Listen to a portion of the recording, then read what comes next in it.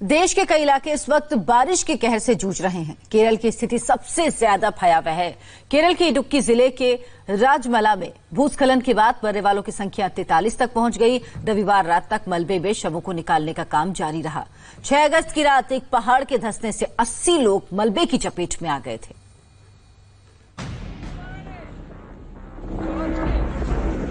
6 अगस्त की रात मुन्नार के राजमला में कुछ ऐसा ही हुआ था।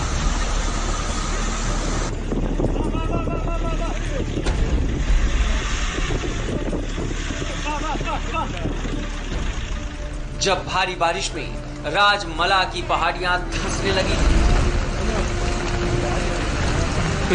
मिट्टी दरकने लगी, पानी, मिट्टी और पत्थर से मिला हुआ लाखों टन का सॉलिड मलबा आहिस्ता आहिस्ता ढलान की ओर बढ़ने लगा, जिसकी जद में राजमला के चाय बागान कर्मचारियों की 4 कॉलोनियां और एक चर्च आ गए।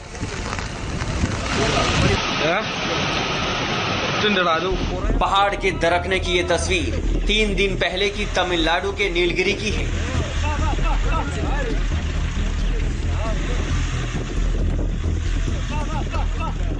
तमिलनाडु की ये तस्वीरें हमने आपको इसलिए दिखाई ताकि आप मुन्नार में हुए हादसे की भयावहता को महसूस कर सकें।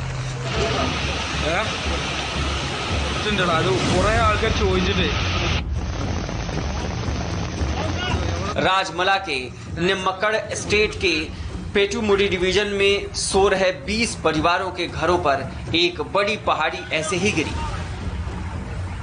यहाँ की स्थिति सचमुच भयावह है। अगर आप दूर देखेंगे तो वो एक घर की छत है जो यहाँ से बहते हुए वहाँ तक चला गया। बारिश इतनी ज्यादा है कि लगातार यहाँ 3 दिन से बारिश हो रही है और ऐसी स्थिति में रेस्क्यू ऑपरेशन चलाना भी बहुत बड़ी चुनौती है। आपको बता दें कि मुन्नार यहाँ टी प्लांटेशन के लिए जाना जाता है। ऊपर से बहकर सब कुछ मलबा आया और अपने साथ इस तरह के जो हाउस थे जहां मजदूर रहते हैं वो हाउस दबा लिए गए। ये घर खुशनसीब निकला, ये शैंटी खुशनसीब निकली कि इसमें लोग बच गए, लेकिन मलबा इनके अंदर भी है। लेकिन यहाँ अगर आप देखेंगे तो बहुत कुछ घरों के अवशेष बचे हुए हैं। किसी बच्चे की साइकिल का पहिया है या घर का सामान है, और जहां हम खड़े हैं वहां भी अभी कई शव दबे हुए हैं। बताया जा रहा है कि कुल 81 लोग थे, लेकिन अभी तक 43 लोगों को ही यहाँ के 43 लोगों के शव ही यहाँ से निकाले जा चुके हैं। तापमान बेहद कम है, तेज हवाएं चल रही है, लगातार बारिश हो रही है। ये यहाँ की स्थिति है जो अपने आप में बताने के लिए काफी है कि कितने मुश्किल हालात हैं। इडुक्की में रविवार शाम तक 43 लोगों के शव निकाले जा चुके थे, जिसमें 6 महीने का एक बच्चा भी था। रेस्क्यू ऑपरेशन लगातार चल रहा है और केरल में मूसलाधार बारिश हो रही है। मौसम विभाग की तरफ से रेड अलर्ट जारी कर दिया गया है, जिससे चुनौतियां और बढ़ गई हैं। जब रात को 10:30 बजे ये हादसा हुआ तो इस तरीके से अक्सर यहाँ पानी आता रहता है। लेबर अपने क्वार्टर्स में सोई हुई थी, लेकिन उसके साथ अचानक जो मिट्टी आई वो एकदम सैलाब की तरह आगे बढ़ती चली गई और सब कुछ अपने साथ समेट कर ले गई।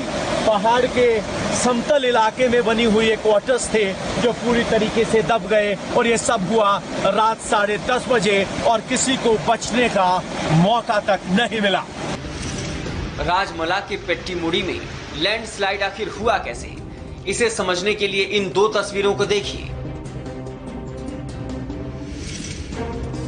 एक तस्वीर हादसे के पहले की है, दूसरी हादसे के बाद की।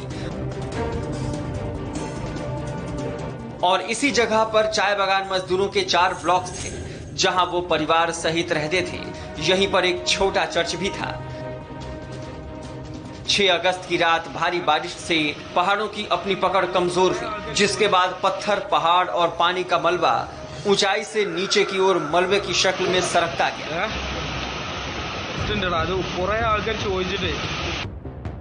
तस्वीर में आप पूरी ज्योग्राफी देख सकते हैं। सभी मकान नीचे बने हैं, उनके पीछे छोटी छोटी पहाड़ियां हैं। जब ये पहाड़ियां गिरी तो मंजर इस तरह हो गया। पूरे पहाड़ के मलबे में मकान दफन हो गई और पूरी जमीन सपाट हो गई।